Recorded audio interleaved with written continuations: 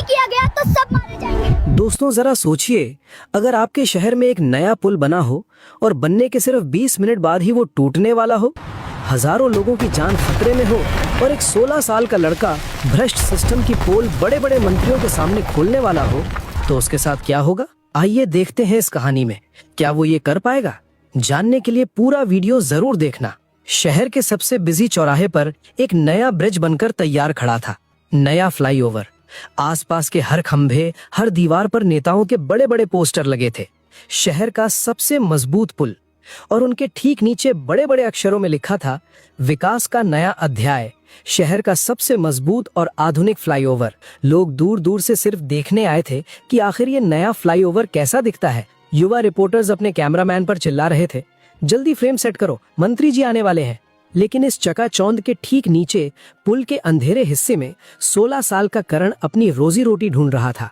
करण कोई इंजीनियर नहीं था, वो एक कचरा बीनने वाला लड़का था, लेकिन उसके पास एक ऐसी डिग्री थी जो किसी कॉलेज में नहीं मिलती, और वो थी ईमानदारी की परख। करण के पिता एक बहुत ही ईमानदार मिस्त्री थे। करण का बचपन स्कूल के बस्ते के साथ नहीं, बल्कि अपने पिता के साथ कंस्ट्रक्शन साइट्स पर बीता था। वह घंटों बैठकर देखता था कि कैसे उसके पिता ईंट पर ईंट रखते थे। उसके पिता उसे हमेशा मशीन में मसाला बनते हुए दिखाते और एक बात कहते थे जो करण के जहन में किसी मंत्र की तरह छप गई थी। वे कहते थे, देख बेटा, ये जो कंक्रीट है ना, ये सिर्फ मसाला नहीं है, ये मकान की जान है। जब सीमेंट, रेत और गिट्टी का मिलन सही अनुपात में होता है तो वो पत्थर बन जाता है। आंधी आए या तूफान, वो नहीं हिलता। लेकिन जब कोई ठेकेदार अपनी जेब भरने के लिए इसमें बेईमानी मिला देता है, जब वो सीमेंट कम और रेत ज्यादा कर देता है, तो वो दीवार नहीं खड़ी करता, वो लोगों की कब्र खड़ी करता है। और याद रखना बेटा, बेईमानी से बनी इमारतें कभी न कभी बोलती जरूर है, उनके गिरने की आहट बहुत पहले सुनाई दे जाती है। 2 साल पहले इसी भ्रष्ट सिस्टम की लापरवाही और सरकारी अस्पताल में इलाज की कमी ने करण के पिता को मार डाला था। लेकिन उनकी कही बातें करण के दिमाग में आज भी जिंदा थीं। वो कचरा जरूर उठाता था, लेकिन इमारतों को देखने का उसका नजरिया एक इंजीनियर जैसा ही था। उद्घाटन का समय अब बहुत करीब आ रहा था। सायरनों की आवाज तेज हो गई थी, जिसका मतलब था कि मंत्री जी का काफिला आने वाला है। बैंड बाजा और जोर से बजने लगा। ढोल वाले पसीने से तरबतर होकर अपनी पूरी ताकत लगा रहे थे। करण ने अपना आधा भरा हुआ बोरा उठाया और वहां से निकलने ही वाला था। उसे इस शोर शराबे से कोई मतलब नहीं था। लेकिन तभी उसकी नजर पिलर नंबर 4 पर टिकी। ये पुल का सबसे मुख्य पिलर था, नदी के किनारे की नर्म मिट्टी पर बना हुआ, जिस पर पुल का सबसे ज्यादा वजन आने वाला था। करण के कदम ठिठक गए। उसे पिलर के निचले हिस्से में प्लास्टर के टेक्सचर में कुछ अजीब लगा, कुछ ऐसा जो सही नहीं था। वो धीरे धीरे डरते हुए पिलर के पास गया। ऊपर से तो पेंट चमक रहा था, एकदम नया, लेकिन नीचे जहां जमीन और पिलर मिलते हैं, वहां कंक्रीट में बारीक बारीक दरारें मकड़ी के जाले की तरह फैली हुई थीं। ये सामान्य दरारें नहीं थीं। उसने देखा कि दरारों से एक महीन पाउडर जैसा कुछ झर रहा है। करण ने अपनी उंगली से उस दरार को छूने की कोशिश की। जैसे ही उसने उंगली वहां लगाई, वहां का एक छोटा सा कंक्रीट का टुकड़ा टूटकर गिर गया। करण हैरान रह गया। कंक्रीट पत्थर जैसा सख्त होना चाहिए, बिस्किट की तरह भुरभुरा नहीं। उसने जमीन पर पड़ी एक नुकीली कील उठाई और उसे पिलर पर रगड़ा। लोहे की कील पिलर के अंदर ऐसे धंस गई जैसे वो पनीर में धंस रही हो। बाहर क्या निकला? सिर्फ रेत और धूल। सीमेंट का नामो निशान बहुत कम था। करण का माथा ठनका। उसने अपना कान पिलर से सटाया।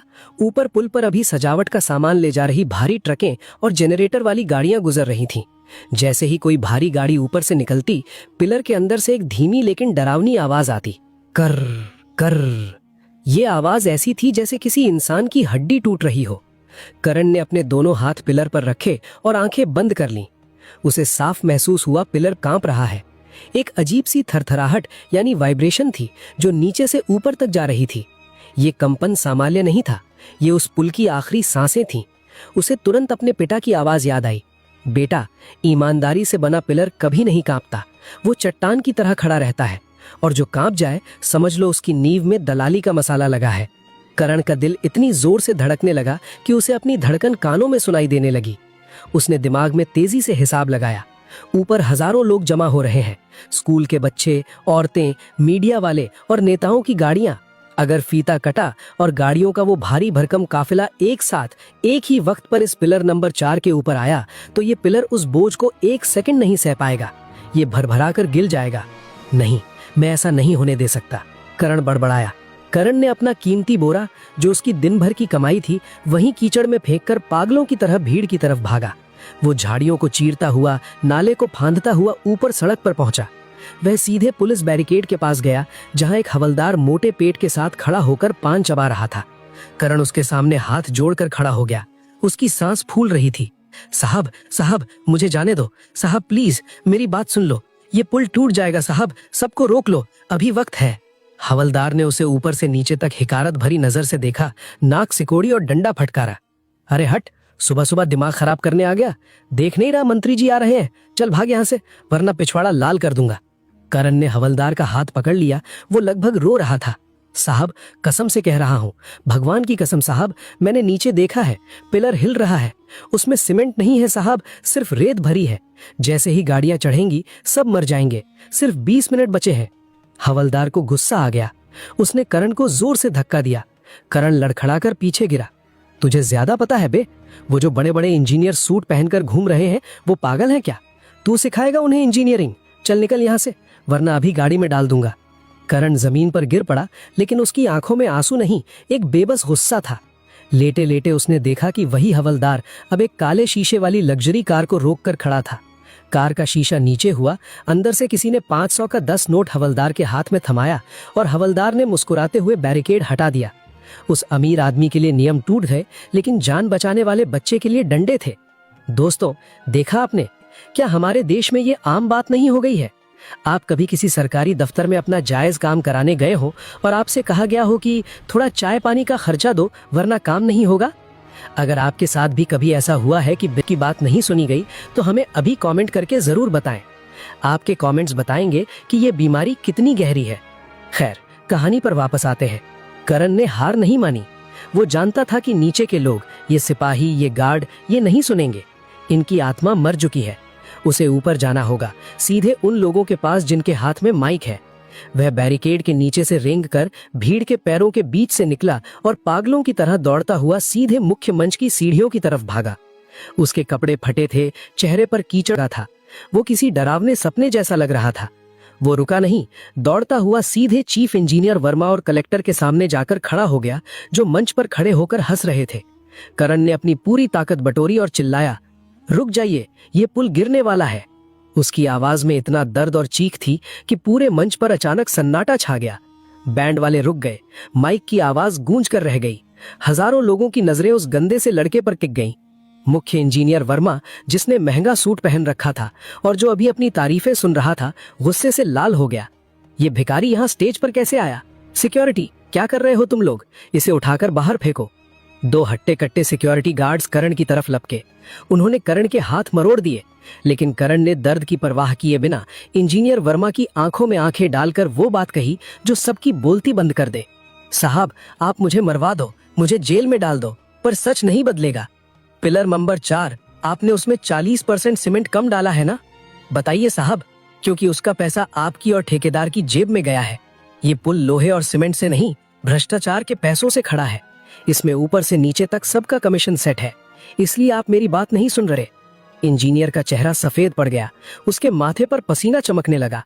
करण ने भरे मंच पर वो बात बोल दी थी जो सब जानते थे, पर बोलने की हिम्मत किसी में नहीं थी।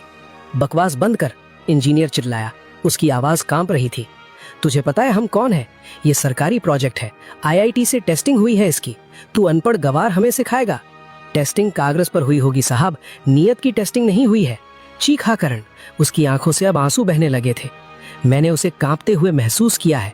मैंने अपने कानों से उसे रोते हुए सुना है। भगवान के लिए अभी लोगों को रोक लो, गाड़ियों को ऊपर मत आने दो। वहां खड़े कुछ लोग और मीडिया वाले ये तमाशा देख रहे थे। किसी ने कैमरा करण की तरफ घुमाया, लेकिन सिस्टम का अहंकार और लालच बहुत बड़ा होता है। एक बड़े नेता के चमचे ने आगे बढ़कर कहा, अरे ये सब विपक्ष की चाल है। हमारा प्रोग्राम खराब करने के लिए इस बच्चे को पैसे देकर भेजा है। ये नौटंकी कर रहा है, हटाओ इसे यहाँ से। मत करो साहब, पाप लगेगा, मासूम बच्चे मारे जाएंगे। बस एक बार चेक कर लो, भगवान के लिए रुक जाओ। लेकिन किसी ने नहीं सुनी। करण को किसी कचरे की बोरी की तरह घसीटकर बैरिकेड के बाहर धूल में फेंक दिया गया। तभी माहौल में एक अजीब सी हलचल हुई। दूर से पुलिस के सायरन और हूटरों की तेज आवाजें गूंजने लगी। काले रंग की 10 चमचमाती हुई बड़ी बड़ी एसयूवीज और फॉर्च्यूनर गाड़ियों का काफिला धूल उड़ाता हुआ ब्रिज के पास आके रुका। सबसे बीच वाली मर्सिडीज का दरवाजा खुला। पहले बाहर निकले ब्लैक कैट कमांडोज, जिन्होंने तुरंत चारों तरफ घेरा बना लिया। और फिर बाहर निकले माननीय मंत्री जी। मंत्री जी मंच पर आ चुके थे। उन्होंने मुस्कुराते हुए सोने की कैंची उठाई। सामने लाल फीता बंधा था। बैंड जोर से बजने लगा। कैमरा फ्लैश चमकने लगे। करण धूल में पड़ा था। उसने अपनी आंखें कसकर बंद कर ली थीं।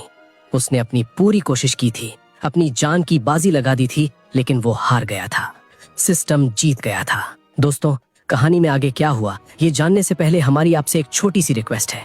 हम बहुत मेहनत करके आपके लिए ऐसी रोंगटे खड़े कर देने वाली कहानियां लाते हैं, तो प्लीज हमें सपोर्ट करें। अभी चैनल को सब्सक्राइब कर लें और घंटी वाला बटन दबा दें ताकि आप हमारी हिम्मत बन सकें। कर दिया? चलिए देखते हैं आगे क्या हुआ। मंत्री जी ने कैंची चलाई, फीता कटा और तालियों की गड़गड़ाहट गूंज उठी। गाड़ियों का काफिला धीरे धीरे आगे बढ़ा। पहली गाड़ी, दूसरी गाड़ी, और जैसे ही मंत्री जी की भारी bullet proof SUV pillar number 4 के ठीक ऊपर पहुंची, अचानक कड़ कड़ कड़ कड़ थाए। आवाज ऐसी थी जैसे आसमान फट गया हो या कोई बम गिरा हो। बैंड की आवाज दब गई। तालियों की गड़गड़ाहट एक पल में चीखों में बदल गई। ठीक पिलर नंबर 4 के ऊपर, जहां मंत्री जी की गाड़ी थी और पीछे दर्जनों गाड़ियां थीं, वहां का पूरा स्लैब बीच से टूट गया। धड़ाम। पुल का एक बड़ा हिस्सा, लगभग 50 फीट का टुकड़ा भयानक आवाज के साथ नीचे जमीन में धंस गया। लोहे के मोटे मोटे सरिये ऐसे मुड़ गए जैसे मोमबत्ती पिघल गई हो।